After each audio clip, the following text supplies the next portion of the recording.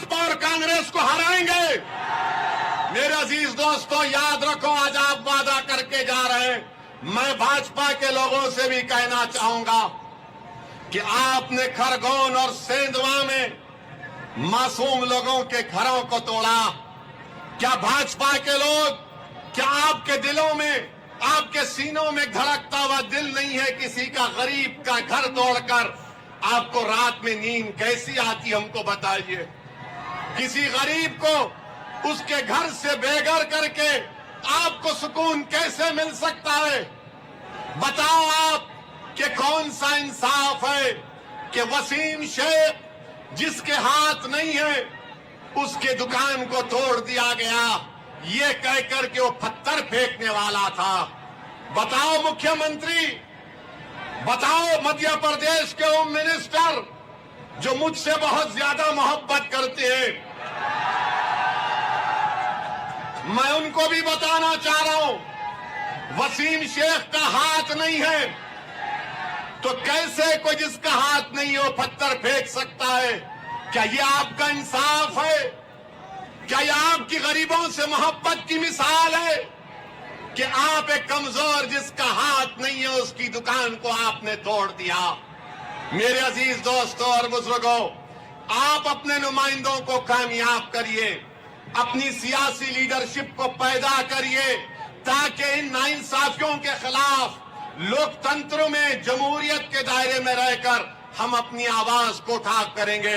वरना याद रखिए, अगर आप इसी तरह सेक्युलरिज्म की, सियासी सेक्युलरिज्म की गुलामी करेंगे तो जिस तरह से 40 साल से आपका इस्तेसाल हो रहा है, एक्सप्लॉयटेशन हो रहा है, उसी तरह आपके नौजवानों का इस्तेसाल होगा। नौजवानों, मेरी बात को जहन नशीन कर लो, ये लड़ाई तुम्हारे लिए है मेरे भाई, मेरे बेटों, ये लड़ाई तुम्हारे लिए है। मैं तुम्हारे लिए लड़ रहा हूं। मजलिस आपके रोशन मुस्तकबिल के लिए लड़ रही है। आज मध्य प्रदेश में एक तीसरे विकल्प की जरूरत है और मजलिस इत्तेहादुल मुस्लिमीन एक तीसरे विकल्प के रूप में आगे बढ़ेगी। मैं आपसे अपील करने आया हूं कि डरो तो सिर्फ अल्लाह से, डरना है तो सिर्फ अल्लाह से। ना कमलनाथ से डरो, ना मुख्यमंत्री से डरो, ना भाजपा से, ना कांग्रेस से डरो। डरो तो सिर्फ रब्बुल आलमीन से डरो। और याद रखो, आप ही के शहर के एक शायर ने कहा था, मंजर भोपाली ने कहा था कि ताकतें तुम्हारी है और खुदा हमारा है। याद रखो मेरे अजीज दोस्तों और बुजुर्गों, आज आप न कमलनाथ के उस दिल फरेब वादों का शिकार होइए, न बीजेपी के इख्तिदार के खौफ खाइए, क्योंकि संविधान में डरने की इजाजत किसी को नहीं है। हाँ, कानून का उल्लंघन नहीं होना चाहिए, मगर कानून के दायरे में रहकर हमको अपनी लड़ाई लड़ना है। मैं आपसे फिर से कह रहा हूं कि तशद्दुद, वायलेंस रास्ता नहीं हो सकता है। तशद्दुद और वायलेंस रास्ता नहीं हो सकता है। हमको जमहूरियत में रहकर अपने मसाइल को हल करना है।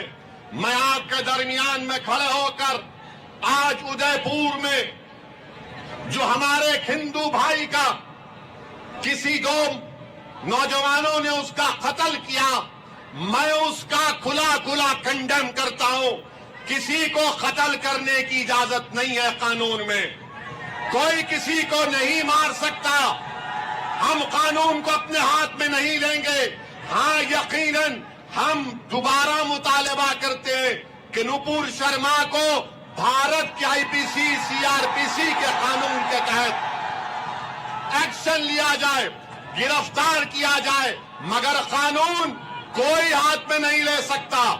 किसी को आप नहीं मार सकते। याद रखो, ये जुर्म है, ये जुल्म है। जिस तरह कोई किसी अखलाक को नहीं मार सकता, उसी तरह उदयपुर के कोई टेलर को नहीं मार सकता। जिस तरह कोई पीलू खान को नहीं मार सकता, उसी तरह कोई उदयपुर के टेलर को नहीं मार सकता। जिस तरह कोई रकबर को नहीं मार सकता, उसी तरह उदयपुर के टेलर को कोई नहीं मार सकता।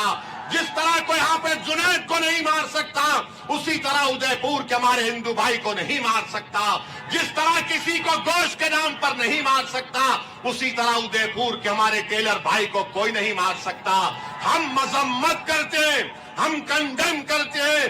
میں بھوپال کی جنتا سے اپیل کروں گا کہ اگر آپ ادے پور کے قتل کرنے والوں کی مذمت کرتے ہیں, کنڈیم کرتے ہیں, تو میرے ساتھ نعرہ لگائیے, انصاف زندہ باد, قتل مردہ باد, بھارت کا سنویدھان زندہ باد.